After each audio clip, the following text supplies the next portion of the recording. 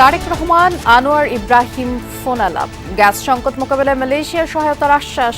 শিগগিরই অপারেশনে ফিরবে কক্সবাজারের এলএনজি টার্মিনাল, জানালেন প্রতিমন্ত্রী।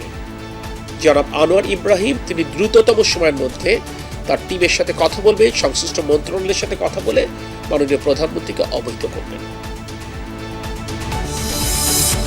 দক্ষিণ আফ্রিকায় একটি দোকানে ঘুমন্ত অবস্থায় পড়ে 6 বাংলাদেশি মৃত্যু, নিহতদের 5 জনের বাড়ি নারায়ণগঞ্জে। স্বজনদের শোক।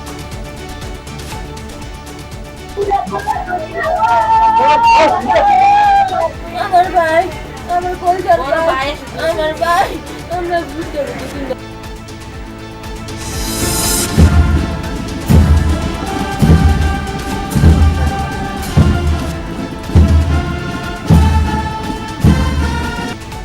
প্রথমবারের মতো বঙ্গভবনে অস্থায়ী রাষ্ট্রপতির কর্মব্যস্ত সময়। রাষ্ট্রপতি নির্বাচনে স্পিকারের সাথে ইসির বৈঠক, কমিশন প্রস্তুত, জানালেন সিইসি। এখনো কোনো চূড়ান্ত কোনো দিনক্ষণ আমরা ওইভাবে ঠিক করি নাই। আমরা বলেছি যে কোনো সময় রাষ্ট্রপতি নির্বাচনের জন্য প্রস্তুতি আমরা নিয়ে রেখেছি। সরকারি বিভিন্ন প্রতিষ্ঠানে বিএনপি নেতাদের নিয়োগের সমালোচনা জামায়াতের। ফ্যাসিবাদ বিরোধী অবস্থানে অটল থাকার ঘোষণা নাহিদ ইসলামের।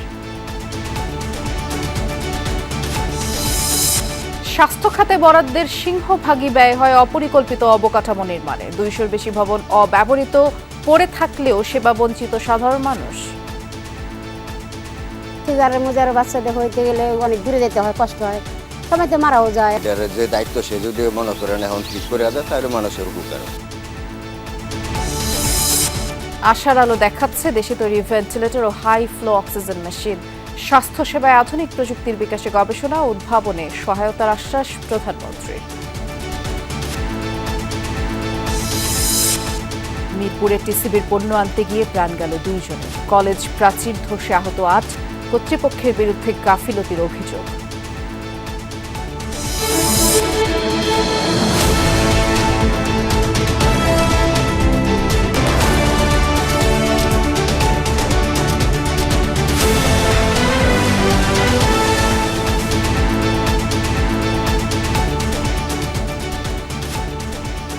শুভেচ্ছা। সন্ধ্যার বাংলাদেশে সবাইকে আমন্ত্রণ জানাচ্ছি। নুসরাত বৃষ্টির সাথে আছি। শিরোনামগুলো শুনছিলেন।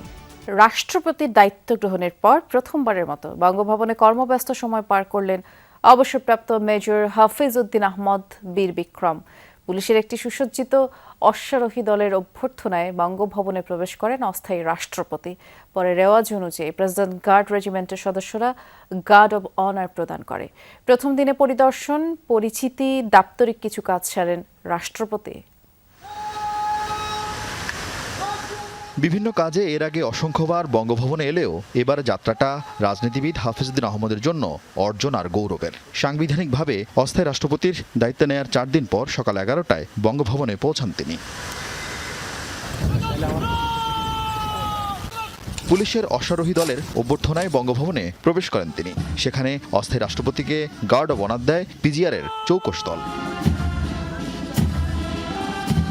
রাষ্ট্রপতি ভবনে এ সময় তাকে স্বাগত জানান সামরিক সচিব সহ উচ্চপদস্থ কর্মকর্তারা। পরিচিত হন কর্মকর্তা কর্মচারীদের সাথে। আনুষ্ঠানিক দায়িত্বভার গ্রহণ করেন রাষ্ট্রপতির। দায়িত্ব নিয়ে হাফিজউদ্দিন আহমদ ঘুরে দেখেন গোটা প্রাঙ্গণ, স্বাক্ষর করেন পরিদর্শন বইয়ে। প্রায় 2.5 ঘন্টা বঙ্গভবনে অবস্থানের পর অস্থায়ী রাষ্ট্রপতি ফিরে যান সংসদ ভবন এলাকায় তার জন্য বরাদ্দ স্পিকারের বাসভবনে। নতুন রাষ্ট্রপতি নির্বাচিত না হওয়া পর্যন্ত বঙ্গভবনে রুটিন দাপ্তরিক কাজ করবেন হাফিজউদ্দিন আহমদ। শুক্রবার স্বাস্থ্যগত কারণ দেখিয়ে রাষ্ট্রপতির পদ থেকে সরে যান মোহাম্মদ শাহাবুদ্দিন। যদিও হাফিজউদ্দিন আহমদ বঙ্গভবনে থাকছেন না। আরিফিন শাকিল, যমুনা নিউজ, ঢাকা।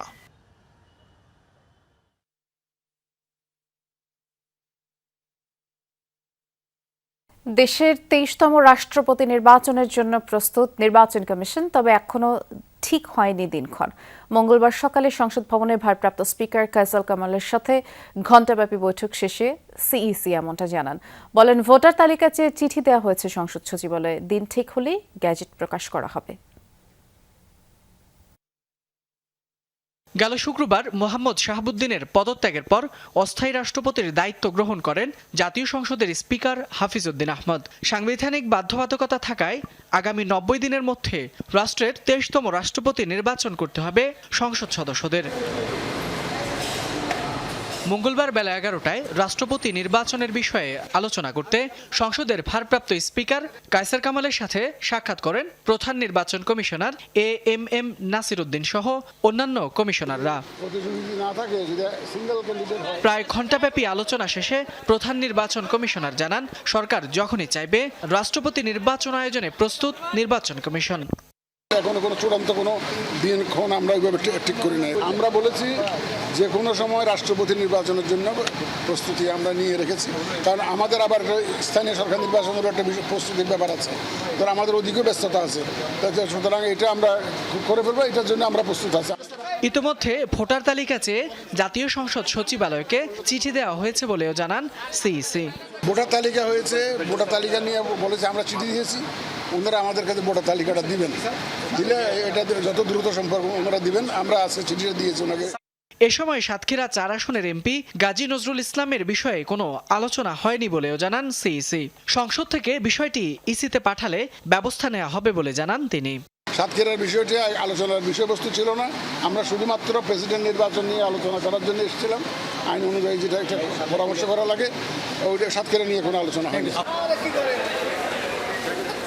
ফয়সাল মাহমুদ, যমুনা নিউজ, ঢাকা। দক্ষিণ আফ্রিকায় আগুনে 6 বাংলাদেশি নিহত হয়েছেন। সোমবার রাতে দেশটির ইস্টার্ন কেপ প্রদেশে এই দুর্ঘটনা হয়। নিহতদের মধ্যে 5 জনের বাড়ি নারায়ণগঞ্জে, অপরজনের বাড়ি মুন্সিগঞ্জ। কর্তৃপক্ষ জানায়, আগুন লাগার সময় দোকানটিতে 7 জন ঘুমিয়েছিলেন। আগুনে পুড়ে তাদের সবাই মারা গেছেন। হোলসেল শপটি বাংলাদেশি মালিকানাধীন। রাতের অন্ধকার ভেদ করে চারদিকে আগুনের লেলিহান শিখা, মুহূর্তেই আগুন ছড়িয়ে পড়ে চারদিকে। দক্ষিণ আফ্রিকার ইস্টার্ন কেপ প্রদেশের একটি হোলসেল দোকানে স্থানীয় সময় মধ্যরাতে এই আগুন লাগে। এ সময় দোকানটিতে 7 কর্মী ঘুমিয়েছিলেন। খবর পেয়ে ফায়ার সার্ভিস দ্রুত ঘটনাস্থলে গিয়ে আগুন নেভানোর কাজে অংশ নেয়। আগুন নিয়ন্ত্রণে এলে 7টি মরদেহ উদ্ধার করা হয়। আগুনে পুরোপুরি ঝলসে গেছে তাদের শরীর। মরদেহগুলো নেওয়া হয়েছে স্থানীয় হাসপাতালে।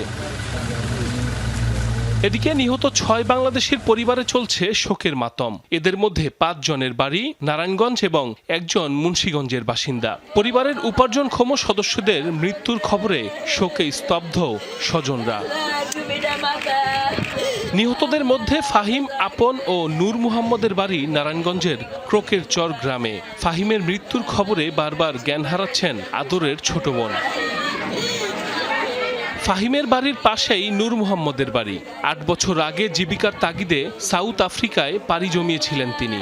এরপর দেশে আর ফেরা হয়নি। 6 জন মারা গেছে, মানে বাপ মার মনটা কি মন চায়, বাপ মা একদম মরার অবস্থা। ওখানে আপনারা দয়া করে যদি লাশটি আনার ব্যবস্থা করে দেন, দেখে অন্য মানি মুড়ি দিব, সরকার যদি আবেদন করে। আমরা আবেদন করবো যে আমাদের লাশ অতি আগে আমাদের কাছে পৌঁছায় দেন, লাশটা পাইলে আমাকে মন শান্তি হইব, আমাদেরকে মাঠে দিলাম। 4 বছর আগে ভাগ্যের চাকা বদলাতে বিদেশে পাড়ি দেন আপন। গত রাতেও কথা হয়েছে মায়ের সাথে।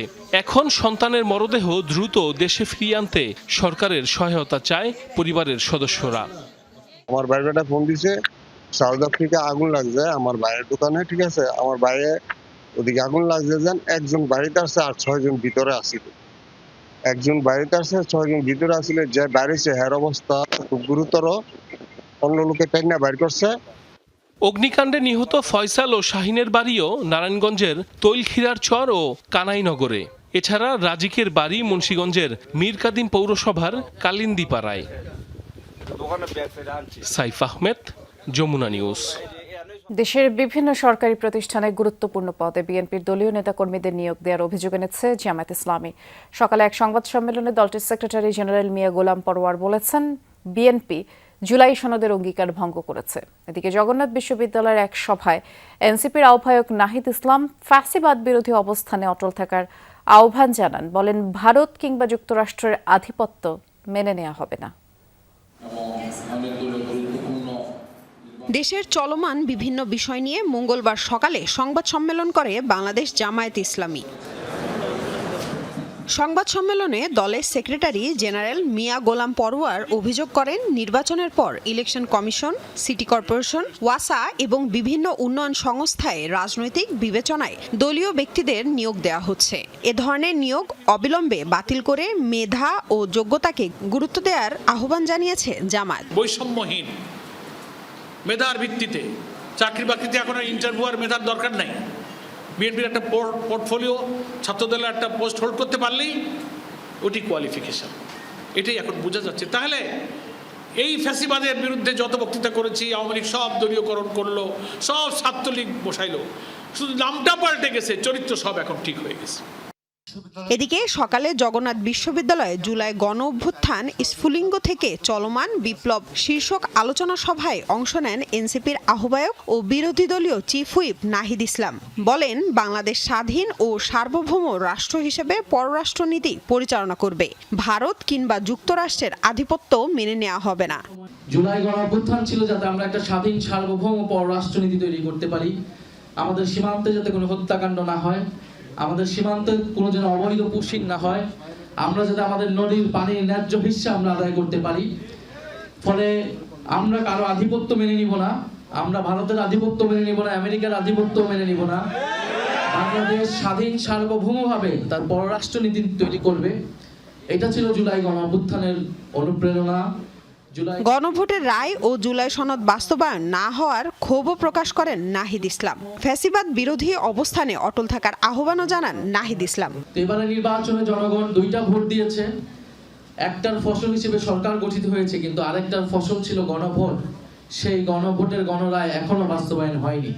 লামিয়া তিথি, যমুনা নিউজ, ঢাকা। চলমান গ্যাস সংকট সমাধানে মালয়েশিয়ান প্রধানমন্ত্রী আনোয়ার ইব্রাহিমের সহযোগিতা চেয়েছেন প্রধানমন্ত্রী তারেক রহমান। দুপুরে টেলিফোনে দুই প্রধানমন্ত্রীর কথা হয়।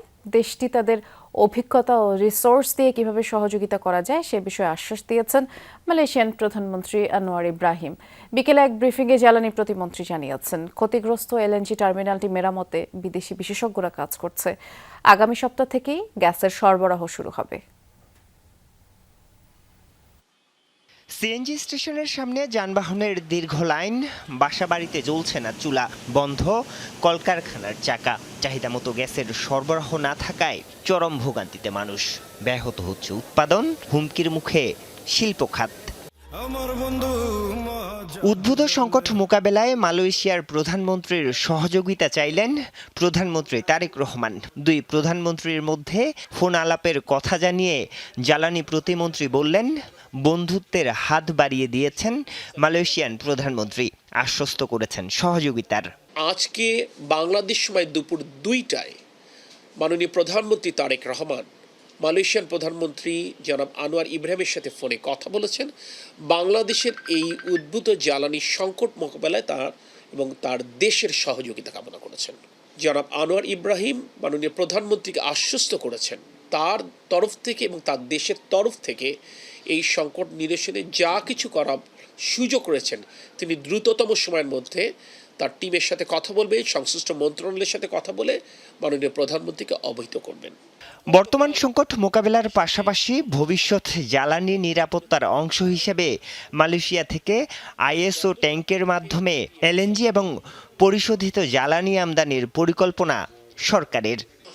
আমরা মালয়েশিয়া থেকে আমরা এলএনজি আমদানির সুযোগ নিয়ে আমরা কাজ করছি। আমরা গতকাল বলেছিলাম মালয়েশিয়ান টিম কিন্তু এখনও এটা করছে এবং এটা তো একটা প্রক্রিয়ার ব্যাপার। এই প্রক্রিয়া কত দ্রুততম সময়ের মধ্যে আমরা সম্পন্ন করতে পারি, এছাড়াও বিকল্প কোনো পন্থা আছে কিনা যেখানে তাদের অভিজ্ঞতা দিয়ে তারা আমাদেরকে সহায়তা করতে পারে, তাদের পরামর্শ দিয়ে আমাদেরকে সহায়তা করতে পারে, কিংবা তাদের রিসোর্সেস আমাদের সাথে শেয়ার করতে পারে, সব কিছুই হতে পারে। মন্ত্রী বলেন, দুর্ঘটনায় ক্ষতিগ্রস্ত ভাসমান এলএনজি টার্মিনালের ত্রুটি মেরামতে প্রাণান্ত চেষ্টা চলছে। আগামী সপ্তাহেই সরবরাহ শুরুর আশা তার। এবং ওনাদের তরফ থেকে ইমিডিয়েট সলিউশন দেওয়ার কিছু সুযোগ আছে কিনা ওনারা জানাবেন। গত মঙ্গলবার মহেশখালীতে অবস্থিত দুটি ভাসমান এলএনজি টার্মিনালের একটিতে আগুন লেগে যায়। এরপর থেকে বন্ধ হয়ে যায় এই টার্মিনালটি থেকে গ্যাসের সরবরাহ। আরিফুর রহমান সবুজ, যমুনা নিউজ, ঢাকা। আগামী দুদিনের মধ্যেই বাংলাদেশিদের জন্য মালয়েশিয়ার শ্রমবাজার উন্মুক্তের বিষয়ে সিদ্ধান্ত নেবে দেশটির সরকার। বাংলাদেশের প্রবাসী কল্যাণ মন্ত্রী আরিফুল হক চৌধুরী ও প্রধানমন্ত্রীর উপদেষ্টা মাহদি আমিনের সাথে দ্বিপাক্ষিক বৈঠক শেষে এই মন্তব্য করেছেন মালয়েশিয়ার মানব সম্পদ মন্ত্রী দাতুক সেরি এম রহমানান। তিনি জানান, মানব সম্পদ মন্ত্রণালয়ে বাংলাদেশি কর্মী নিয়োগ সহ বেশ কিছু ইস্যুতে দুপক্ষের মধ্যে ফলপ্রসূ আলোচনা হয়েছে। জয়েন্ট ওয়ার্কিং কমিটির বৈঠকে এ বিষয়ে চূড়ান্ত সিদ্ধান্ত নেওয়া হবে বলেও তিনি দাবি করেন। আমাদের মধ্যে খুবই চমৎকার একটি বৈঠক হয়েছে। ধারণা করছি কাল অথবা আগামী দুদিনের মধ্যে আমরা একটি সিদ্ধান্তে পৌঁছাতে পারবো। এরপর পরিস্থিতির উপর ভিত্তি করে আমরা যৌথভাবে অথবা আলাদাভাবে সেই সিদ্ধান্ত ঘোষণা করব। একে তো বাজেটে স্বাস্থ্য বরাদ্দ কম, তার উপর বরাদ্দকৃত বাজেটের বড় অংশই চলে যায় অপরিকল্পিত অবকাঠামো নির্মাণে। সেবায় যতটা বরাদ্দ থাকে তার যৎ সামান্যই পাচ্ছেন সরকারি হাসপাতালের রোগীরা। অতিরিক্ত চাপকে কারণ হিসেবে দেখানো হলেও অনিয়ম দুর্নীতিকে দায়ী করেন খাত সংশ্লিষ্ট বিশেষজ্ঞরা। স্বাস্থ্য খাতে সেবার পরিধি সন্তোষজনক করতে সবার আগে নজরদারি, জবাবদিহিতা ও বাজেটের পরিকল্পিত ব্যবহারের পরামর্শ তাদের। সহকর্মী নাহিদ হোসেনের ক্যামেরায় আরেক সহকর্মী রাসেল আহমেদের রিপোর্ট। নতুন অতিথি, বয়স মাত্র 3 দিন, এখনো নাম রাখা হয়নি। সুরাইয়া আক্তারের ছেলে হিসেবেই পরিচিত। তাকে পৃথিবীর আলো দেখাতে সুরাইয়া এক সরকারি হাসপাতালে ছিলেন 3 দিন। বেড ভাড়া সহ হাসপাতালে জমা দিয়েছেন 8,500 টাকা। আর বাইরে থেকে ওষুধ পরীক্ষা বাবদ খরচ হয়েছে আরও 15,000 টাকা। না, বেড ভাড়া তো নাই, আমাদের ওটির বিল লাগছে 5-7 হাজার টাকার মতো, এরকমই। আর ওষুধপাতি লাগছে নিজেদের। বেড ফ্রি বেডে না, আমাদের বললাম না 30 থেকে 35 হাজার হতে পারে টোটাল।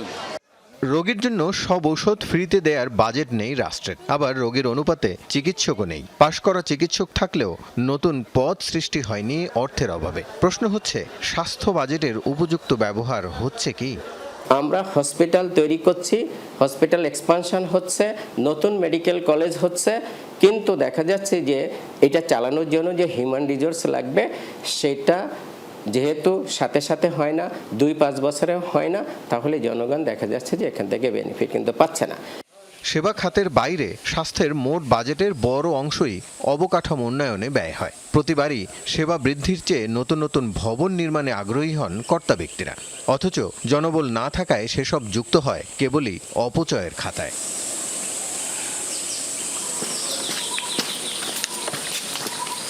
এই হাসপাতালের কথাই ধরা যাক। 2006 সালে ধামরাইয়ের কৃষ্ণনগর গ্রামে করা হয় 20 শয্যার এই হাসপাতাল। এরপর পার হয়েছে 20 বছর, কিন্তু হাসপাতাল আর চালু হয়নি। আগাছা আর ঘাসের আধিপত্য দেখে বোঝা যায় কারোর নজরও পড়েনি এদিকে। আমরা ফাঁকে যাই, ঢাকা যাই, ফার্মঘাট যাই। সিজারের মুজারের বাচ্চাদের হইতে গেলে অনেক দূরে যেতে হয়, কষ্ট হয়। সময় তো মারাও যায়, আবার সময় তো অনেক তাড়াতাড়ি করে যাইতে পারি না রাত করে। ভালো হইলে আমাকে অল্প তাড়াতাড়ি আইসা আপাতত কিছু চেষ্টা নিতে পারতাম আমরা। তারপরে আমার যাওয়া লাগে হে ধামরা, ইসলামপুর, নাইলমান, সাভার। একই সময়ে বিএনপির শেষ বছরে কেরানীগঞ্জের কোন্ডা গ্রামে 20 শয্যার এই হাসপাতাল নির্মাণ করে তৎকালীন বিএনপি জোট সরকার। উদ্বোধন করেন তখনকার স্বাস্থ্যমন্ত্রী খন্দকার মোশাররফ হোসেন। এর অবস্থাও একই রকম। রোগী ভর্তি দূরে থাক, কোনোদিন ব্যবহারই হয়নি ভবনটি। জনমানবহীন অভয়ারণ্য পেয়ে অপরাধের চারণভূমি হয়েছে ভবনগুলো। এখানে যেমন হিরঞ্চি মিরঞ্চি গাঞ্জা গুঞ্জা খায়, কে বলবো গার্জিয়ান কাটে, এটার যে দায়িত্ব সে যদি মনে করেন এখন ঠিক করে দেয় তাহলে মানুষের উপকার হয়। রাত হলে নাকি ভূত থাকে, এই শুনি আমরা, যে সত্যি যে হাসপাতালে নাকি শয়তান টয়তান এগুলো থাকে। সুবিধা হয় অনেক, মনে করেন মাসে ওষুধ পানি পায় সরকারি, কম দামে পায়, কিংবা পয়সা করি লাগে না। দেখে মনে হতে পারে 100 বছরের পুরনো কোনো জরাজীর্ণ ভবন এটি, কিন্তু আসলে 20 বছর আগে ভবনটি নির্মাণ করা হয়েছিল হাসপাতালের জন্য। এরপর থেকে আর কখনোই ভবনটি ব্যবহৃত হয়নি। সরকার বদলায়, কিন্তু ব্যয়ের ধরন পাল্টায় না। আওয়ামী লীগ সরকারের দ্বিতীয় মেয়াদে 2020-21 সালে মানিকগঞ্জ সদরে জনস্বাস্থ্য প্রশিক্ষণ ইনস্টিটিউট উদ্বোধন করা হয়, কিন্তু জনবল নিয়োগ না হয় পুরোদমে চালু করা যায়নি প্রশিক্ষণ কেন্দ্রটি। এর কিছুটা দূরে একই আমলে 35 কোটি টাকা ব্যয়ে নির্মিত হয় institute of health technology Manikganj. জনবলের ব্যবস্থা হয়নি এখানেও। অথচ শিক্ষার্থী ভর্তি করা হয়েছে অ্যাটাচমেন্টে থাকা অধ্যক্ষের অধীনে। ফলাফল যা হবার তাই, ক্লাস নেই, ল্যাব নেই, কিন্তু কোর্সের মেয়াদ পার হচ্ছে। আমরা মেডিকেল টেকনোলজিস্ট, আমরা হাতে কলমে শিখবো, কিন্তু আমরা কোনো কিছু পারছি না, কারণ আমাদের দুটো ল্যাব নেই। রেডিওগ্রাফির ল্যাবে কোনো যন্ত্রপাতি নেই। কোড না থাকার কারণে আমাদের ইনস্টিটিউটে এই টিচার নাই। টিচার না হওয়ার কারণে হচ্ছে আমরা ক্লাস করতে পারতেছি না। একই সময়ে সাটুরিয়ায় 22 কোটি টাকা ব্যয়ে নির্মাণ করেছিলেন মেডিকেল অ্যাসিস্ট্যান্ট ট্রেনিং স্কুল। এই প্রতিষ্ঠানের অবস্থাও একই রকম। প্রয়োজনীয় সব ভবনই করা হয়েছে, অথচ সেখানে কাজ করার কোনো লোকবল নেই। একটা প্রতিষ্ঠান রান করার জন্য শুধু স্থাপনা না, মানুষ লাগবে, জনবল লাগবে, যে man behind the machine. Machine তো আমরা বানিয়ে রাখছি, কিন্তু এটার পিছনে আমাদের ম্যান নাই। এটাই হচ্ছে আমাদের মূল সমস্যাটা। মন্ত্রণালয়ে যখন পদ সৃজন হবে তখন আমরা বলতে পারবো যে কতগুলো শূন্য পদ আছে, বর্তমানে কতজন কর্মরত আছে এবং কতজন আরো নিয়োগ দেওয়া যাবে। একদিকে রাষ্ট্রের কোষাগারের অপব্যবহার, অন্যদিকে চিকিৎসার জন্য মানুষের হাহাকার। এই যেমন মুক্তিযোদ্ধা ওসমান গনি, বয়স 70 পার হয়েছে, রোগবালাই লেগেই থাকে। বাড়ির কাছের এই হাসপাতাল ভবনের পাশ দিয়েই চিকিৎসার জন্য যেতে হয় 15 কিলোমিটার দূরে। ওই যে হেপাত যাই, ওই যে জুলাই যাত্রাবাড়ি যাই, এইটা দেন, এইটা এই করলে এই জ্বালানি রয়ে যাবে। যেদিন ওইটা উদ্বোধন হবে সেদিন তো সার্ভিস উদ্বোধন হবে, সেদিন পেশেন্ট ওখানে সেবা নিবে, সেবা নিচ্ছে, সেটাই আমাদের এই হেলথ মিনিস্টার হোক, প্রধানমন্ত্রী হোক, যেই যে সেই সার্ভিস উদ্বোধন করবে। কিন্তু আমাদের কালচারে যেটা হয়েছে সেটা হচ্ছে যে আমরা বিল্ডিং পিথা কেটে উদ্বোধন করি। তাদের মতে কেবল বাজেটে স্বাস্থ্যের বরাদ্দ বৃদ্ধি নয়, দরকার অর্থের পরিকল্পিত ব্যবহার। সারা দেশে এমন প্রায় 200-র বেশি প্রতিষ্ঠান বা ভবন গড়ে তোলা হয়েছে যেখানে কোনো সেবা দেওয়া হয় না। আর তাই প্রতি বছর বাজেট এলে স্বাভাবিকভাবেই সাধারণ মানুষের মধ্যে দুশ্চিন্তা জাগে, সে বাজেট কেবল অবকাঠামো খাতেই ব্যবহৃত হবে নাকি সাধারণ মানুষেরও কাজে আসবে। রাসেল আহমেদ, যমুনা নিউজ, ধামরাই। 45 দিন বন্ধ থাকার পর আবারও চালু হয়েছে মগবাজারের আদ্দিন হাসপাতাল। শিশু মৃত্যুর ঘটনায় শোক ও দুঃখ প্রকাশ করে কর্তৃপক্ষ জানায়, বন্ধ থাকাকালীন সময়ে হাসপাতালের ওয়ার্ড, আইসিইউ সহ সার্বিক অবকাঠামো সংস্কার ও আধুনিকায়ন হয়েছে। স্বাস্থ্যসেবার মান উন্নত করতে কর্মীদের দেয়া হয়েছে বিশেষ প্রশিক্ষণ। আদ্দিন মেডিকেল কলেজ হাসপাতাল ফের চালু হওয়ায় সন্তুষ্টি প্রকাশ করেছেন মেডিকেলের শিক্ষার্থী সহ চিকিৎসা নিতে আসা রোগীরা। চলছে সারাইয়ের কাজ। আদ্দিন হাসপাতালের লবিতে যেতেই সকালবেলায় দেখা মিলল এই দৃশ্যের। লাইসেন্স হারিয়ে 1.5 মাসের মতো বন্ধ থাকার পর মঙ্গলবার সকাল থেকে আবারও শুরু হয়েছে কার্যক্রম। সবকিছু গুছিয়ে নিতে বেশ মনোযোগী হাসপাতালের প্রতিটি কর্মী। লাইসেন্স ফেরতের খবর গণমাধ্যম ও সামাজিক মাধ্যম মারফত জেনেছেন অনেকে। সকাল থেকে তারাও ভিড় জমান টিকিট কাউন্টারে। এই হাসপাতালের চিকিৎসা ব্যবস্থার স্তুতি ছিল তাদের মুখে। অনেক ভালো মধ্যবিত্তের জন্য, এমনকি নিম্ন মধ্যবিত্ত সবার চিকিৎসা ব্যয় খুব কম, স্বল্প খরচে এখানে চিকিৎসা পাওয়া যায়। সব হসপিটালে গেলে সিজারের জন্য মানুষকে বেশি করে, কিন্তু এখানে আসলে নর্মাল ডেলিভারি করার জন্য করে। আর মাশাআল্লাহ আমার 2টা বাচ্চাই নর্মাল ডেলিভারি হয়েছে, আর এই 2 বাচ্চা ডেলিভারি খরচ ছিল এখানে 26,000 টাকা। এই 1.5 মাস বেশ দুশ্চিন্তায় পার করেছেন আদ্দিন উইমেন্স মেডিকেল কলেজের শিক্ষার্থীরা। নতুন করে কার্যক্রম চালু হওয়ায় হাসি ফিরেছে তাদের মুখে। থার্ড ইয়ার থেকে আমাদের হচ্ছে ওয়ার্ডে যেতে হয়, তো আমরা ওয়ার্ড জাস্ট স্টার্ট করেছি, এর কিছুক্ষণের পরেই হচ্ছে আমাদের কলেজে একটা দুর্ঘটনা হয়, যার জন্য হচ্ছে আমাদের লাইসেন্সটা নিয়ে যাওয়া হয়। পরে এখন অনেক কষ্টের পরে এটা ফেরত পেয়েছি, তো আমরা অনেক খুশি। থার্ড ইয়ারে আমাদের ক্লিনিক্যাল ক্লাস স্টার্ট হয়, আমাদের হচ্ছে চলতেছিল, স্টার্ট হচ্ছিল, খুবই খুশি ছিলাম, ওয়ার্ডে যাচ্ছিলাম, পেশেন্ট দেখছিলাম। হঠাৎ করে সব কিছু বন্ধ হয়ে গেল, খুবই টেনশনে ছিলাম কি হবে না হবে। এখানে গরিব থেকে শুরু করে মধ্যবিত্ত, উচ্চবিত্ত সব টাইপের রোগী আসে, সো একটা কনফিডেন্ট তো ছিলই যে আমরা এতদিন সেবা দিয়েছি, তো এটা তো আর বৃথা যাবে না। হাসপাতালের কর্মকর্তারা জানান, বন্ধের এই সময়ে হাসপাতালের ওয়ার্ড, আইসিইউ সহ সার্বিক অবকাঠামোয় সংস্কার ও আধুনিকায়ন করা হয়েছে। আমাদের ভেন্টিলেশন একটু প্রবলেম ছিল, কিছুটা প্রবলেম ছিল, সেগুলোকে আমরা আরও বেটার করেছি এবং আমরা মেক শিওর করছি যে আমাদের এখানে কোনো রকম কোনো ইনফ্রাস্ট্রাকচারে যেন আমাদের সমস্যা না থাকে। আমাদের কর্মীদেরকে বিভিন্ন লেভেলে আমরা ট্রেনিংয়ের ব্যবস্থা করেছি। গত মে মাসে এসি ত্রুটি ও অবহেলার অভিযোগে 6 নবজাতকের মর্মান্তিক মৃত্যুর ঘটনার পর 11 জুন হাসপাতালটির লাইসেন্স বাতিল করে স্বাস্থ্য অধিদপ্তর। পরবর্তীতে সরকারের সিদ্ধান্তের বিপরীতে আপিল করে আদ্দিন কর্তৃপক্ষ। এ বিষয়ে গঠিত উচ্চ পর্যায়ের তদন্ত কমিটির সরেজমিন প্রতিবেদন সন্তোষজনক হওয়ায় হাসপাতাল চালুর অনুমতি দেয় স্বাস্থ্য মন্ত্রণালয়। তাজনুর ইসলাম, যমুনা নিউজ, ঢাকা। সংকটময় মুহূর্তে মুমূর্ষু রোগীর প্রাণ বাঁচাতে বড় ভরসার নাম ভেন্টিলেশন ব্যবস্থা। কৃত্রিম শ্বাস প্রশ্বাস যন্ত্রের চড়া দাম আর জটিল পরিচালন ব্যবস্থার কারণে প্রান্তিক এলাকার মানুষের কাছে এর সেবা অনেকটাই দুঃসাধ্য। তবে আশার খবর দিচ্ছেন দেশের একদল গবেষক। গ্রামীণ স্বাস্থ্যকেন্দ্রগুলোর সামর্থ্য পরিবেশ বিবেচনা করে বিশেষ এই যন্ত্র তৈরি করেছেন। দেশীয় এমন উদ্ভাবকদের পাশে দাঁড়ানোর ঘোষণা দিয়েছেন প্রধানমন্ত্রী তারেক রহমান। এছাড়া দেশে কেন্দ্রীয়ভাবে প্রতিষ্ঠিত হতে যাচ্ছে সিনথেটিক ল্যাব। সহকর্মী তাজনুর ইসলামের আরেকটি প্রতিবেদন। দেশের স্বাস্থ্য খাতে নতুন এক আশার আলো ছড়াচ্ছে দেশীয় প্রযুক্তিতে তৈরি সাশ্রয়ী ভেন্টিলেটর ভেন্টাস। জটিল ও ব্যয়বহুল বিদেশি ভেন্টিলেটরের উপর নির্ভরতা কমিয়ে একদম প্রান্তিক পর্যায়ে জরুরি স্বাস্থ্যসেবা পৌঁছে দেওয়ার লক্ষ্যেই এটি তৈরি করেছেন দেশীয় গবেষক ও চিকিৎসকদের একটি দল। যেখানে একটি আমদানিকৃত বিদেশি ভেন্টিলেটরের জন্য খরচ হয় 20 লাখ টাকার বেশি, সেখানে 1 থেকে 2.5 লাখ টাকার মধ্যেই তৈরি করা সম্ভব এই ভেন্টাস। সাধারণ কোনো প্রশিক্ষণ ছাড়াই গ্রামের স্বাস্থ্যকর্মীরা কেবল বোতাম টিপেই এটি দিয়ে রোগীকে অক্সিজেন দিতে পারবেন। বিদেশি ভেন্টিলেটরের মধ্যে অনেকগুলো মোড থাকে যেটা ওই দেশের স্পেসিফিক। যেমন ওই দেশে মোটর নিউরন ডিজিজ খুব কমন, আমার দেশে একটা পেশেন্ট আপনি তেমন পাবেন, কম পেশেন্ট পাবেন। ডিজিজ স্পেসিফিক মোডের চেয়েও আমার এমন একটা মোড তৈরি করা হচ্ছে যেখানে বাল্ক অফ পিপলকে আমি একসাথে নিয়ে আসতে পারবো, অর্থাৎ অনেক জনগণ একসাথে আমি কভার দিতে পারবো। তো সেই ক্ষেত্রে আসলে এই ভেন্টিলেটর স্পন্দন, ভেন্টাস, এখন ভেন্টাস 1, সামনে হয়তো ভেন্টাস 2 আসবে, পরে ভেন্টাস 3, এইভাবে আস্তে আস্তে স্তরে স্তরে আগানো। দেশীয় এই যুগান্তকারী উদ্ভাবন নজর কেড়েছে সরকারেরও।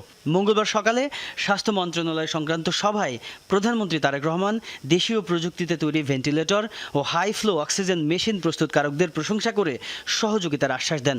প্রয়োজনীয় অনুমোদন ও ক্লিনিক্যাল পরীক্ষা নিরীক্ষা শেষে দেশের সব হাসপাতালে ব্যবহারের পাশাপাশি আন্তর্জাতিক বাজারেও এই 2 চিকিৎসা যন্ত্র রপ্তানির সম্ভাবনা রয়েছে বলে আলোচনা হয় সভায়। প্রধানমন্ত্রী বলেন, স্বাস্থ্যসেবায় আধুনিক প্রযুক্তির বিকাশে সরকার গবেষণা ও উদ্ভাবনকে সর্বোচ্চ গুরুত্ব দিচ্ছে।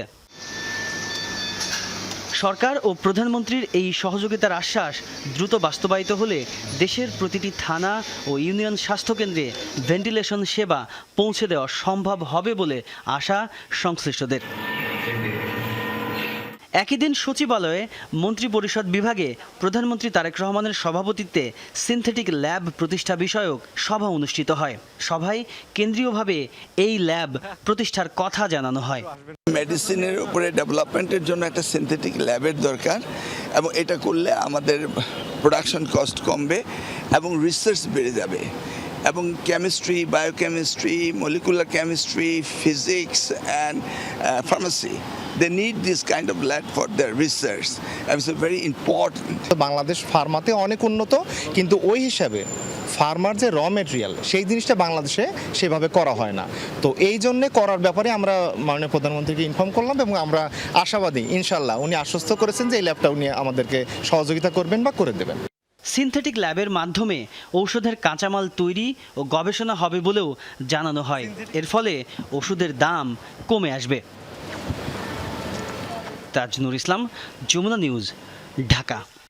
2018 সালের কথিত রাতের ভোটের নির্বাচন দেশকে ধ্বংসের পথে নিয়ে যায়। এ নিয়ে তদন্ত করে দায়ীদের বিচারের আওতায় আনা প্রয়োজন বলে মনে করেন প্রধানমন্ত্রীর তথ্য ও সম্প্রচার উপদেষ্টা ডাক্তার জাহিদুর রহমান। তবে এর সাথে 32 যুগ্ম সচিবের বাধ্যতামূলক অবসরের কোনো সম্পর্ক নেই বলেও জানান তিনি।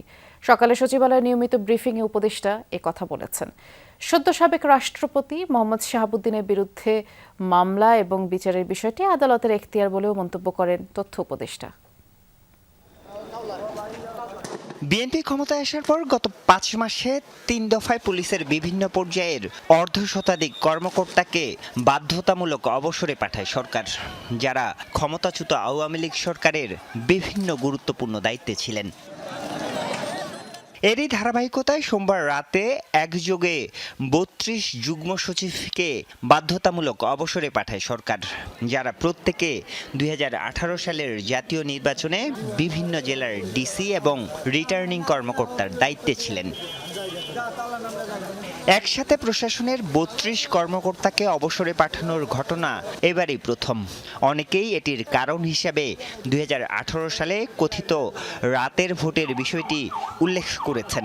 সে সময়কার নির্বাচন নিয়ে তদন্তের প্রয়োজনীয়তার কথা বলেন প্রধানমন্ত্রীর তথ্য ও সম্প্রচার উপদেষ্টা। সরকার এখনো ২০১৮ নির্বাচনের জন্য ঘোষিতভাবে কোনো পদক্ষেপ নেয়নি। সেটা যখন করতে যাবে সেখানেও তো নির্বাচনী অপরাধ আছে।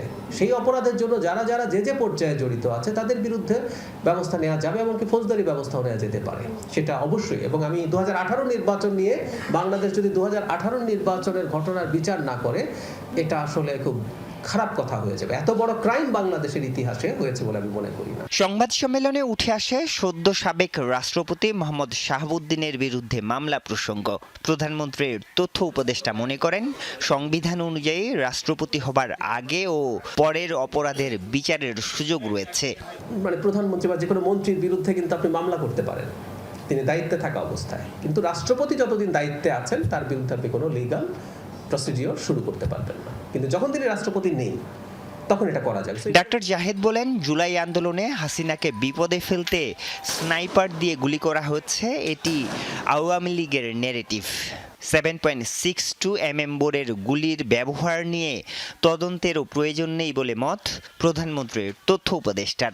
একজন অ্যাডভাইজার যিনি এক্স মিলিটারি, তিনি কিভাবে এই প্রশ্ন করেছিলেন তখন আমি আসলে জানি না। পুলিশের কাছে লেথাল ওয়েপন ছিল, বিজেপির কাছে তো ছিলই, বিজেপি গুলি করার ছবি আছে, পুলিশের লেথাল ওয়েপন টাইপ 56 রাইফেল দিয়ে গুলি করার ছবি আছে, ভিডিও আছে, আপনি দেখতে পাবেন, সেটারই গুলি এটা হয়েছে।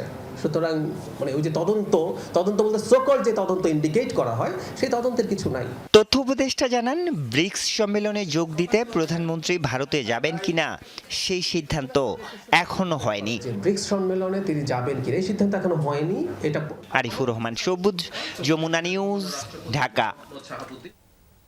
সম্পদ বিবরণী দাখিল না করায় ৩ বছরের কারাদণ্ডাদেশ হয়েছে বাংলাদেশ ব্যাংকের সাবেক ডেপুটি গভর্নর এস.কে সুর চৌধুরীর।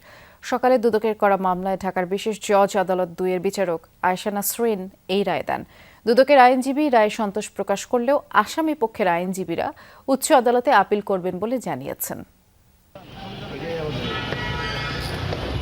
মামলার নথি অনুযায়ী এস.কে সুর চৌধুরীর বিরুদ্ধে জ্ঞাত আয় বহির্ভূত সম্পদ অর্জন এবং তার উপর নির্ভরশীল ব্যক্তিদের দায় দেনা, আয়ের উৎস ও সম্পদ অর্জনের বিস্তারিত বিবরণ ২১ কার্যদিবসের মধ্যে দাখিলের নির্দেশ দিয়েছিল দুদক।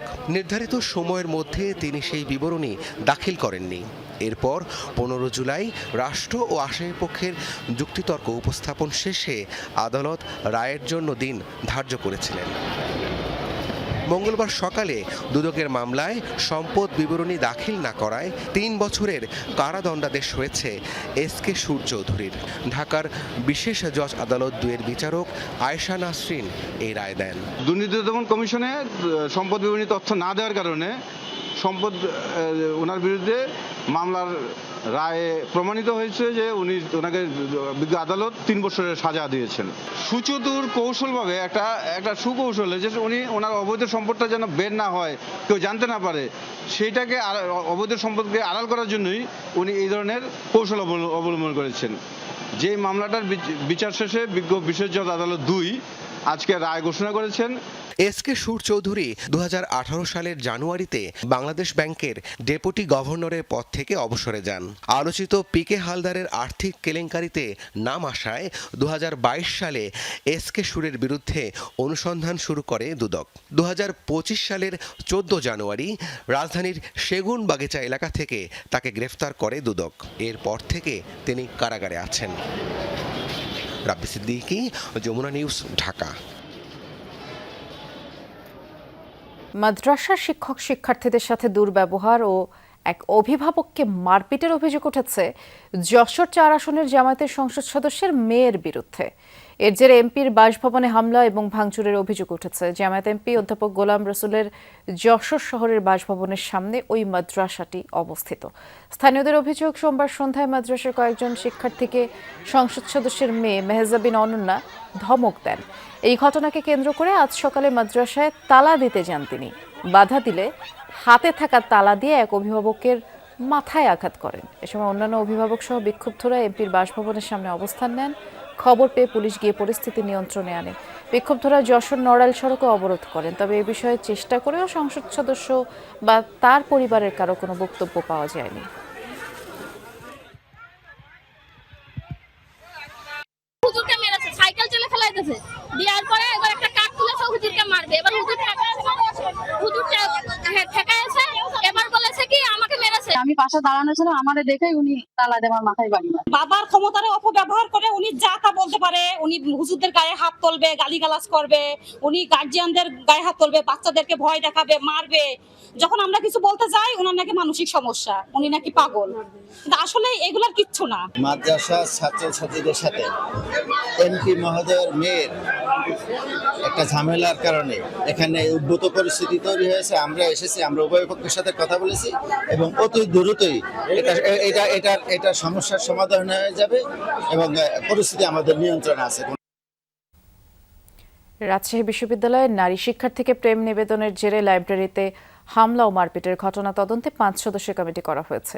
এরই মধ্যে তদন্ত কাজ শুরু হয়েছে বলে জানিয়েছেন কমিটির সদস্যরা। সিসি ক্যামেরা, মোবাইলে ধারণ করা ফুটেজ বিশ্লেষণের পাশাপাশি প্রত্যক্ষদর্শীদের সাথে কথা বলে জড়িতদের চিহ্নিত করা হবে। বিশ্ববিদ্যালয়ের প্রক্টর জানিয়েছেন, তদন্ত কমিটির প্রতিবেদন অনুযায়ী দোষীদের বিরুদ্ধে ব্যবস্থা নেওয়া হবে। এদিকে এই ঘটনায় আটক 2 শিক্ষার্থীকে সন্ত্রাস বিরোধী আইনের মামলায় গ্রেফতার দেখানো হয়েছে। প্রত্যক্ষদর্শীরা জানায়, প্রেমের প্রস্তাব প্রত্যাখ্যান করায় সংস্কৃত বিভাগের এক ছাত্রীকে হুমকি দেওয়ার অভিযোগ ওঠে একই বিভাগের ছাত্র মহসিন আলমের বিরুদ্ধে। এ নিয়ে সোমবার দুপুরে প্রক্টর দপ্তরে বৈঠক বসে। সেখানে আনাস নামের এক শিক্ষার্থী মহসিনের পক্ষ নিয়ে প্রক্টরের সাথে বাগবিতণ্ডায় জড়ায়। আনাসকে আবার মারধরের অভিযোগ আনা হয় রাকসু জিএস সালাউদ্দিন আম্মার ও এজিএস সালমান সাব্বিরের বিরুদ্ধে। এরই জেরে বিকেলে রাকসু ভবনে আম্মারকে লক্ষ্য করে অতর্কিত হামলা চালায় আনাস সহ কয়েকজন। হামলার পর তারা গ্রন্থাগারে গেলে আম্মার সহ রাকসু ও ছাত্র শিবিরের কয়েকজন নেতাকর্মী পাঠকক্ষে ঢুকে তাদের পাল্টা মারধর করে।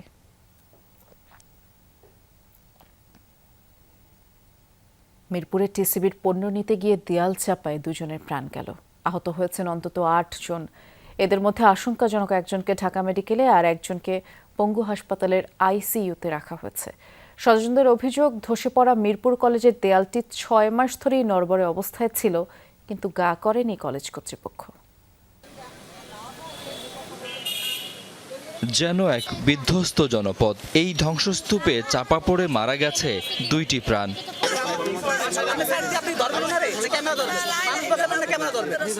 অন্যান্য দিনের মতো মঙ্গলবার দুপুরেও খেটে খাওয়া স্থানীয় মানুষরা দাঁড়িয়েছিলেন টিসিবির ট্রাকের সামনে একটু কম দামে খাবার কিনতে।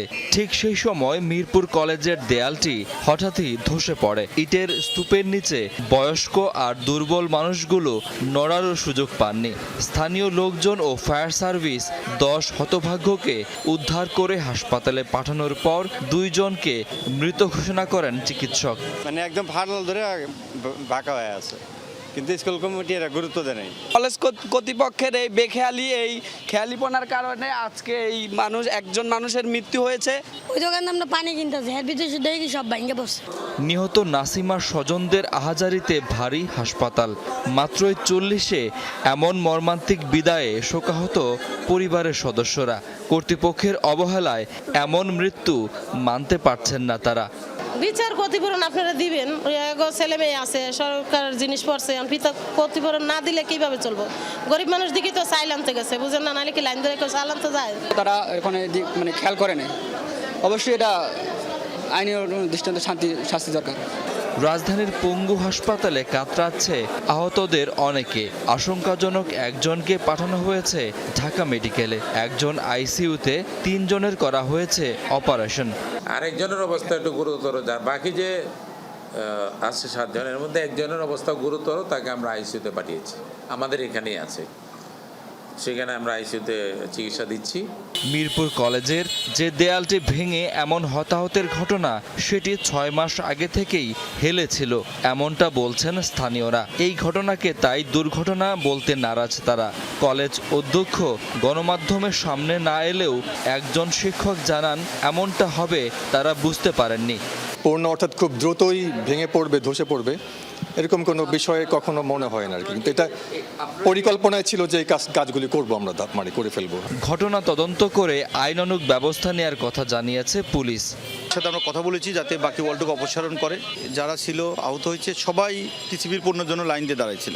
আমরা এসে কিছু চাল পেয়েছি, যাদের চাল সরবরাহ করা হয়েছিল সেসব চাল আমরা মাটিতে পড়ে থাকা অবস্থায় দেখতে পেয়েছি আর কি। দেয়ালটির পাশের ফুটপাত দিয়ে শিক্ষার্থী ও পথচারীরা চলাচল করত। এমনকি 11 ফুটের বেশি দেয়ালের উচ্চতা হলেও এতে ছিল না কংক্রিটের ঢালাই। গাড়ি চাপায় মৃত্যু, ট্রান্সফরমার বা সিলিন্ডার বিস্ফোরণে মৃত্যু খুব সহজ এই শহরে। প্রতিনিয়ত ঘটছে এমন ঘটনা। পৃথিবীর আর কোথাও এমন সহজ মৃত্যু সম্ভব কিনা তা প্রশ্ন সাপেক্ষ। এই শহরের নাগরিকরা স্বাভাবিক মৃত্যুর গ্যারান্টি চান। শাকিল হাসান, যমুনা নিউজ, ঢাকা। 7.1 মাত্রা শক্তিশালী ভূমিকম্পে কেঁপে উঠল জাপান। স্থানীয় সময় দুপুরে দেশটির কিউশু দ্বীপাঞ্চলে আঘাত হানে ভূমিকম্প, যার ধাক্কায় কেঁপে ওঠে পুরো জাপান। জারি করা হয় সুনামি সতর্কতা। এখন পর্যন্ত ক্ষতিগ্রস্ত হয়েছে প্রায় 40,000 স্থাপনা, আহত হয়েছেন অর্ধশত মানুষ। উপকূলীয় এলাকার বাসিন্দাদের নিরাপদ আশ্রয়ে সরে যেতে নির্দেশ দিয়েছে কর্তৃপক্ষ। কতটা ভয়াবহ শক্তি নিয়ে আঘাত এনেছে ভূমিকম্প, এই দৃশ্যই তা বলে দেয়। মঙ্গলবার স্থানীয় সময় দুপুরের দিকে কেঁপে ওঠে জাপান। ভূপৃষ্ঠের মাত্র 10 কিলোমিটার গভীরে উৎপত্তি হয় পূর্ণ শক্তিতে আঘাত হানে কম্পন, যাতে ধসে পড়ে কুমামোতো এলাকার এই শপিং মল। কর্তৃপক্ষ বলছে কিউশু দ্বীপ ছিল এই ভূমিকম্পের উৎপত্তিস্থল। শক্তিশালী কম্পন অনুভূত হয় আশেপাশের বিভিন্ন শহরে। মুহূর্তে ভবনগুলো দুলে ওঠে। আতঙ্কে অফিস ও ঘরবাড়ি থেকে বেরিয়ে আসেন বাসিন্দারা। ভূমিকম্পের পরপরই জাপানের আবহাওয়া সংস্থা উপকূলীয় এলাকায় সুনামি সতর্কতা জারি করে। সম্ভাব্য ঢেউর উচ্চতা 1 মিটার পর্যন্ত হতে পারে বলে জানানো হয়। মাছ ধরার নৌকা দ্রুত বন্দরে ফিরতে শুরু করে। উপকূলের বাসিন্দাদের উঁচু স্থানে সরে যেতে নির্দেশ দেয় স্থানীয় প্রশাসন।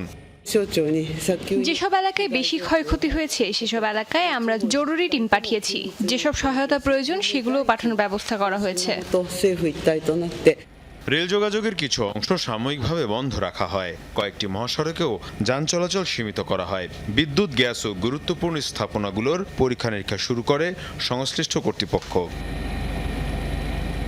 জাপানের পারমাণবিক বিদ্যুৎ কেন্দ্রগুলোতেও বাড়তি সতর্কতা নেওয়া হয়েছে। কর্তৃপক্ষ জানিয়েছে সব স্থাপনা নিবিড় পর্যবেক্ষণে রাখা হয়েছে। এদিকে হাসপাতাল, ফায়ার সার্ভিস এবং দুর্যোগ মোকাবিলা সংস্থাগুলোকে সর্বোচ্চ প্রস্তুত থাকতে নির্দেশ দিয়েছে সরকার। সম্ভাব্য আফটারশকের আশঙ্কায় নাগরিকদের সতর্ক থাকার আহ্বান জানানো হয়। টেকটনিক প্লেটগুলোর সংযোগস্থলে অবস্থানের কারণে দেশটিতে প্রায় শক্তিশালী ভূমিকম্প আঘাত হানে। 2011 সালের 9 মাত্রার ভূমিকম্প ও সুনামিতে প্রায় 20,000 মানুষের প্রাণহানি হয়েছিল দেশটিতে। মীর মুশফিকা হাসান, যমুনা নিউজ। এছাড়া সন্ধ্যার বাংলাদেশের আয়োজনে সাথে থাকার জন্য ধন্যবাদ। নিরাপদে থাকবেন।